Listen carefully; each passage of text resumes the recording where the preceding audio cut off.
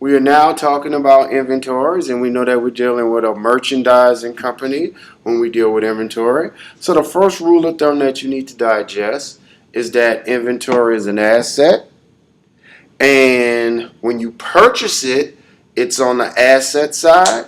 But the minute that you sell inventory, inventory becomes an expense. The selling of inventory becomes an expense to the company.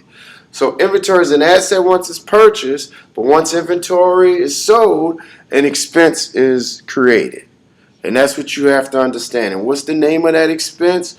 Cost of goods sold.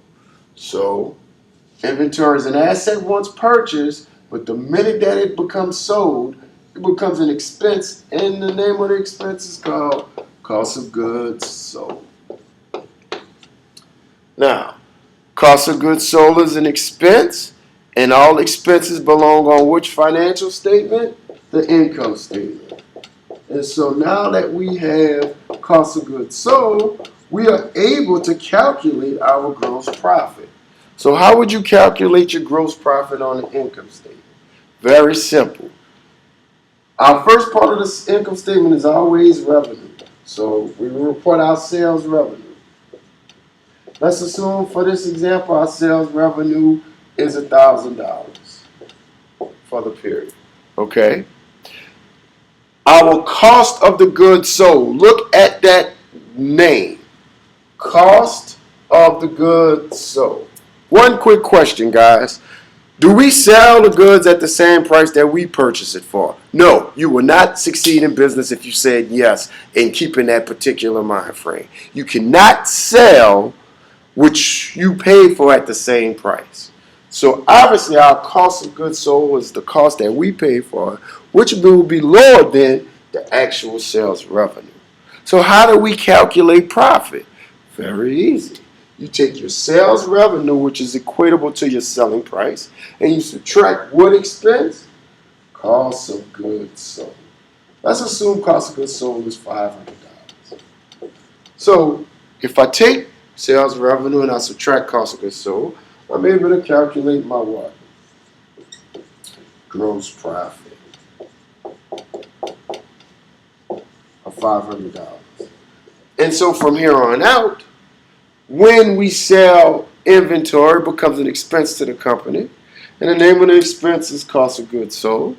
And cost of goods sold will be reported on the income statement because it will give us an idea of how to calculate our what? Gross profit.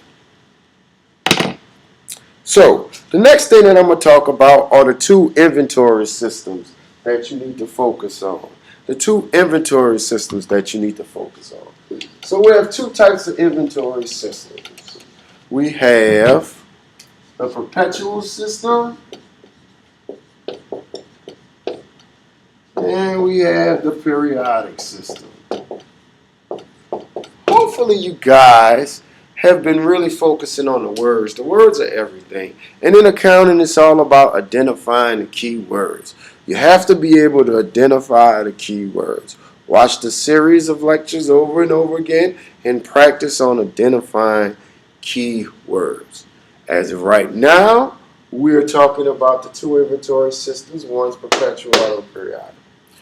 The perpetual system. The perpetual system automatically adjusts inventory after every purchase and sale.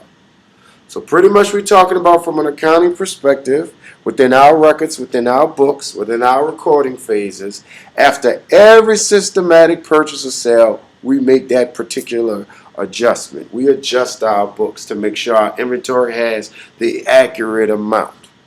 That's the perpetual system. Most of the companies practice perpetual system because of that reason, because you're able to keep an accurate, updated amount of inventory.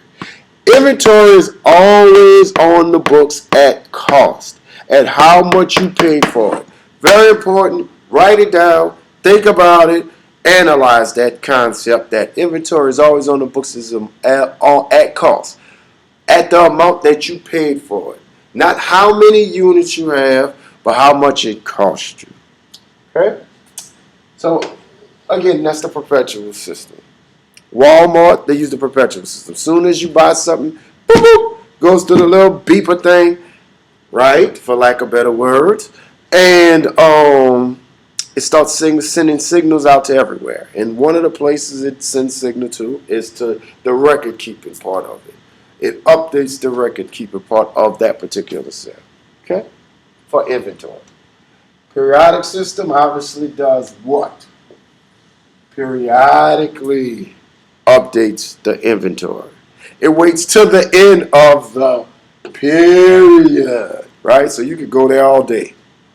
And so basically with the periodic system, you're not going to make a update based on every purchase and sale. You wait till the end of the period, then you do a physical hand count, and then you make the adjustments. The only people that I could kind of give you an example of would be the mom and pop corner stores that sells the Jolly Ranchers, the wine candies, apple heads, whatever candy that you guys could relate to. But those guys will probably use periodic, and maybe not because of all the new technological advances they have. But thinking about it in theory, they would go at the end of the week or at the end of the month, do a physical hand count on the candy, and then make their adjustments. One's perpetual, other periodic. Obviously, I've already noted that in terms of accounting, you will prefer or give preference to the perpetual system. So that's the one that we're going to focus on moving forward. How to account for inventory under the perpetual system.